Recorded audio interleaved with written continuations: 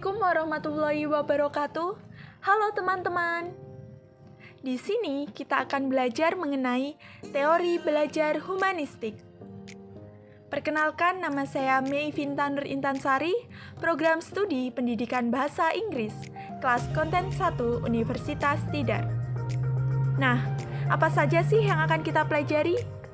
Di sini kita akan belajar mengenai 4 aspek teori belajar humanistik. Yang pertama, konsep belajar. Yang kedua, pandangan para ahli. Yang ketiga, prinsip-prinsip. Dan yang keempat, implementasi.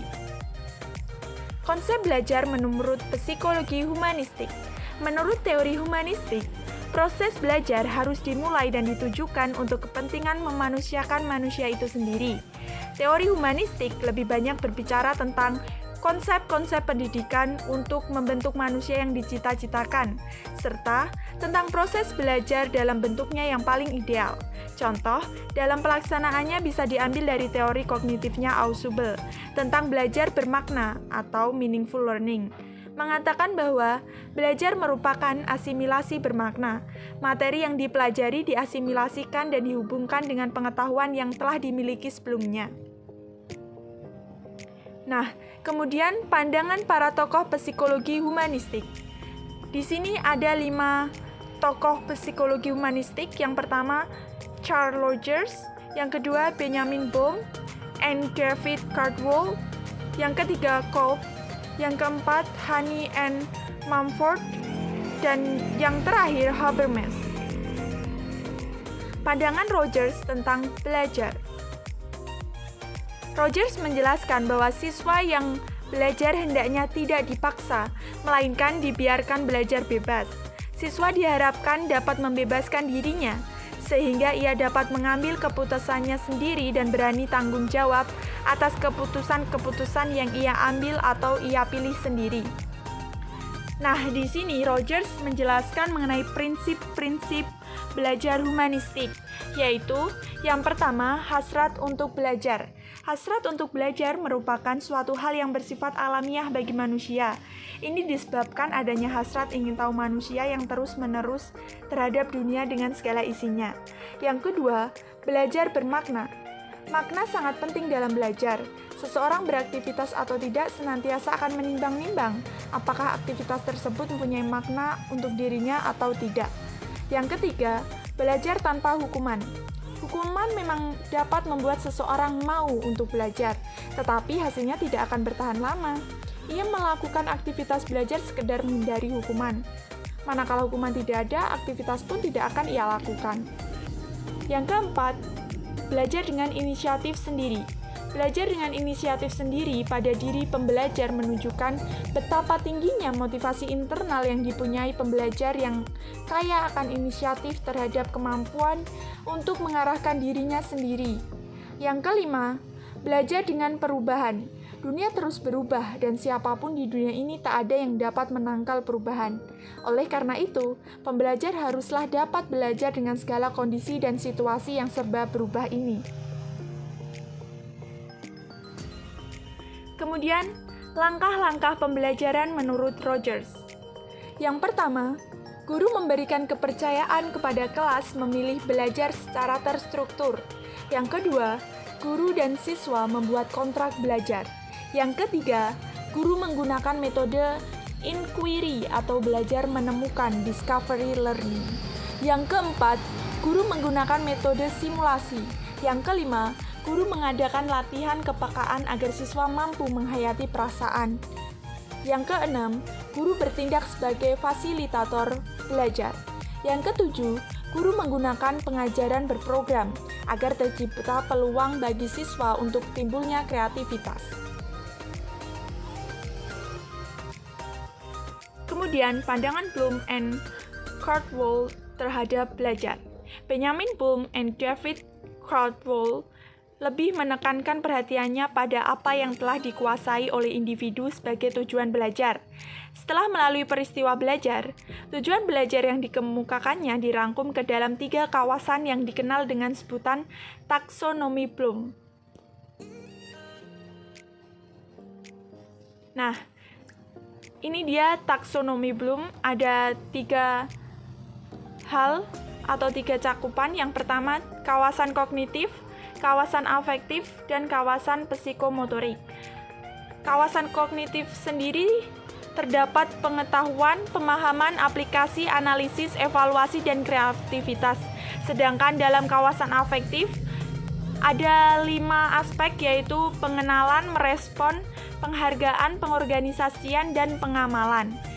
Dan yang terakhir, kawasan psikomotorik. Di sini juga terdapat 5 aspek. Yang pertama, peniruan, yang kedua, penggunaan, yang ketiga, ketetapan, yang keempat, perangkaian, dan yang kelima, naturalisasi. Kemudian, pandangan Kolb terhadap belajar. Yang pertama yaitu pengalaman konkret. Nah, yang kedua, konseptualisasi. Yang ketiga, pengamatan aktif dan reflektif. Yang keempat, eksperimentasi aktif. Pengalaman konkret merupakan tahap paling dini dalam proses belajar. Seorang siswa mengalami sesuatu kejadian tetapi ia belum mampu memahami pengalaman atau kejadian itu. Kemudian, pengamatan aktif dan reflektif. Siswa mampu mengadakan observasi aktif terhadap kejadian itu, serta mulai berusaha memikirkan dan memahami secara aktif pengalaman, atau secara reflektif mulai berusaha memaknai pengalaman itu. Yang ketiga, konseptualisasi. Siswa mulai belajar untuk membuat abstraksi atau teori tentang sesuatu yang pernah diamatinya. Dan yang keempat, eksperimentasi aktif. Siswa sudah mampu mengaplikasikan suatu aturan umum, konsep-konsep, teori-teori, atau aturan-aturan ke dalam situasi yang nyata. Kemudian, pandangan Honey and Mumford terhadap belajar. Yang pertama, aktivis, yaitu mereka suka melibatkan diri dalam pengalaman-pengalaman baru. Mereka cenderung berpikir terbuka, mudah diajak berdialog, sifat mudah dipercaya, biasanya kurang skeptis terhadap sesuatu. Dalam proses belajar, mereka menyukai metode mampu mendorong seorang menekan hal-hal baru seperti brainstorming atau problem solving. Yang kedua, reflektor. Mereka cenderung sangat berhati-hati mengambil langkah. Yang ketiga, teoristis. Biasanya tipe siswa sangat kritis, senang menganalisis, dan tidak menyukai pendapat atau penilaian yang sifatnya subjektif. Yang keempat, pragmatis. Mereka yang menaruh perhatian pada aspek praktis dari segala sesuatu. Kemudian, pandangan Habermas terhadap belajar. Habermas percaya bahwa belajar sangat dipengaruhi oleh interaksi, baik dengan lingkungan, termasuk alam dan sosial, maupun dengan sesama manusia, sebab antara keduanya tidak dapat dipisahkan, dan ia membagi tipe belajar menjadi 3 tipe, yaitu yang pertama, belajar teknis, menekan interaksi manusia dengan lingkungan. Yang kedua, belajar praktis, menekan tidak hanya interaksi manusia dengan lingkungannya, tetapi juga antara manusia dengan manusia lain. Yang ketiga, belajar emansipatoris, menekankan pemahaman terhadap transformasi, yaitu perubahan kultural dalam suatu lingkungan. Kemudian penerapan teori humanistik dalam pembelajar melalui tahap-tahap berikut. Yang pertama, menentukan tujuan-tujuan pembelajaran. Yang kedua, menentukan materi pembelajaran. Yang ketiga, mengidentifikasi entry behavior siswa. Yang keempat, mengidentifikasi topik-topik yang memungkinkan siswa mempelajari secara aktif. Yang kelima, mendesain wahana yang akan digunakan siswa untuk belajar. Yang kelima, membimbing siswa belajar secara aktif. Yang keenam, membimbing siswa memahami hakikat, makna dari pengamalan belajar mereka. Yang ketujuh, membimbing siswa membuat konseptualisasi pengalaman tersebut.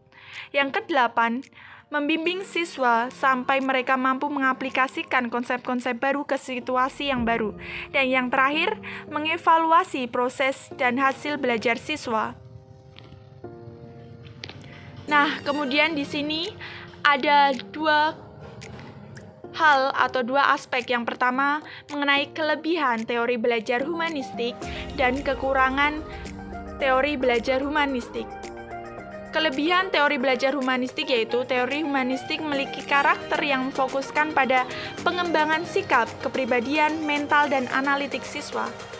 Sedangkan kekurangannya yaitu implementasi teori humanistik akan membuat siswa cenderung lebih mementingkan diri sendiri. Baik, terima kasih telah menonton video saya. Maaf jika terdapat kesalahan kata. Wassalamualaikum warahmatullahi wabarakatuh.